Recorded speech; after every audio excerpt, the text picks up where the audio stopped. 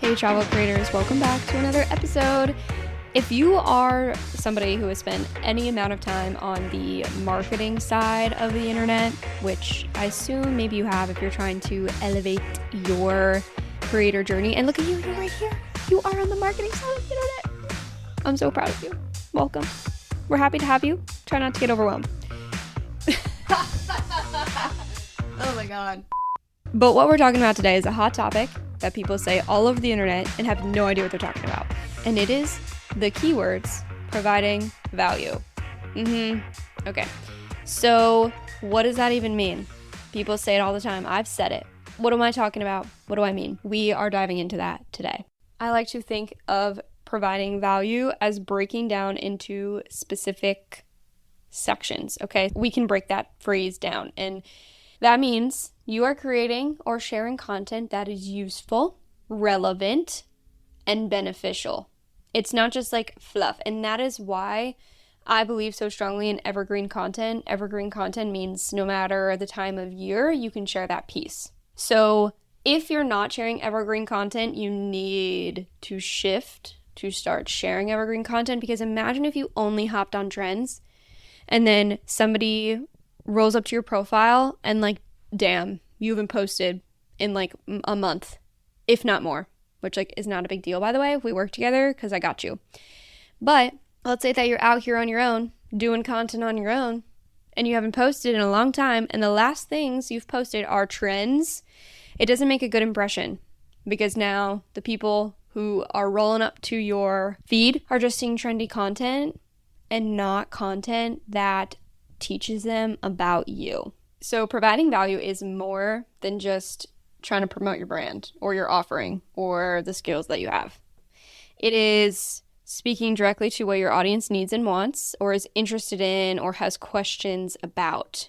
And let's dive in to some ways you can provide that value through your content.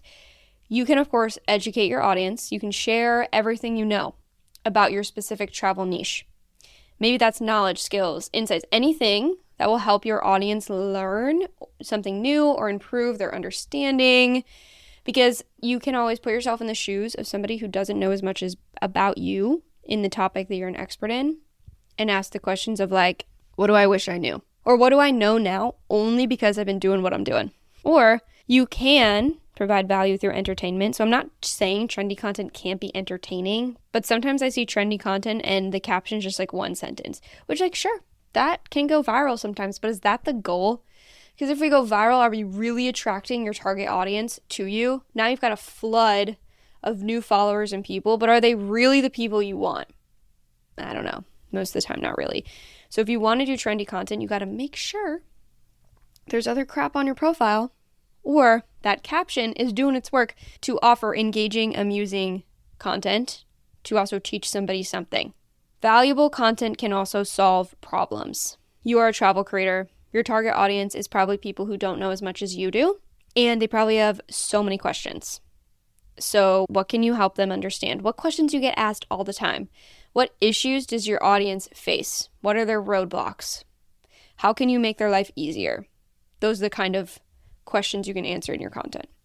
Then, of course, we have like the inspire category that you could provide value through.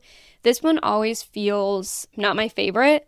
And I think that's just my personal problem, because I love like writing for marketing purposes, direct copy writing, which basically means we have an object or a goal in this writing, and I'm going to help you get there. Rather than writing something inspirational, I can do it, sure, but it's not my favorite thing. So if it is your favorite thing to either like share your personal story as an inspiring piece, cool. I don't know though how valuable that is. So now I'm arguing with my own list of valuable pieces of content, but I am sharing this with you because I want it to at least, one, get you to understand what's going on a little bit in my brain, scary place, but also you can take it as a grain of salt. Maybe you'll find something valuable, or maybe you'll find like a better way than I can describe to share inspiring content in a valuable way. You could like highlight a destination that is like not mainstream to share valuable content, but see how that quickly falls into the category of education, because it's okay. You just inspired me to go to this random place in Iowa but now you just also educated me on how to get there.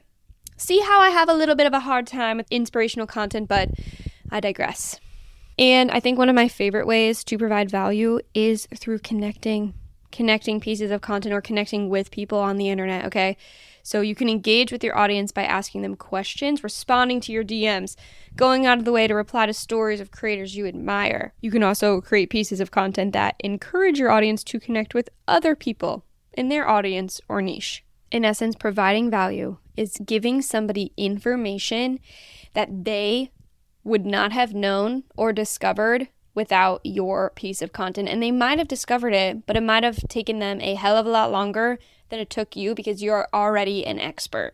All right, it's time for some rapid fire tips on how you can provide value in your content through your travel niche. So you can talk more about ideas, okay, rather than your specific offering if you have one. This also means you can provide insight. You can give people a specific path to go along or take them like on a journey through valuable content, meaning, okay, you're starting at X and you want to get to Y. Here is what I would do in between to get there, and you can do that through a piece of content. I think most of the time these tips or providing value probably happen in the caption, but they can definitely happen in on-screen text or on graphics. But I'm just telling you that because that's what I think would maybe make the most of an impact. Of course, case studies are really impactful, kind of showing people, okay, here's what this person did, or here's what I did to get to my specific goal, or here's what I did from the very beginning to have a successful trip in Italy. So showing real world examples will always be helpful because then people can just swap out Italy for Greece, and then they have a tangible path to follow through your content. Of course, we have to address a little bit of an elephant in the room, okay? You can go around and provide like educational or valuable content all you want, but it has to be authentic and honest. One, because I think people are getting really good on the internet.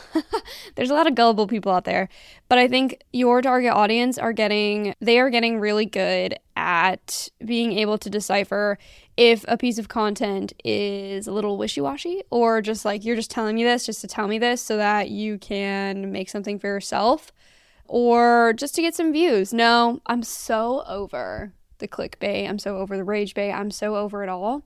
And I think that's a phase of the internet we will always have to deal with, especially as these creators. You are in this space with so many other creators, and it can be hard to sometimes figure out what might differentiate you. One, if you're feeling that way, it's time to dig into your brand. I have a podcast episode dedicated to branding. I can also refer you to several experts I know who can help you nail down a brand so that you can show up on the internet in a way that is clear to your target audience. And then there's no more questioning of like, well, should I talk about this? Should I talk about that? This also ties into making sure that your content is authentic and honest. Like I said, I would not share tips or things that you haven't done yourself, because what the heck? What's the point of that?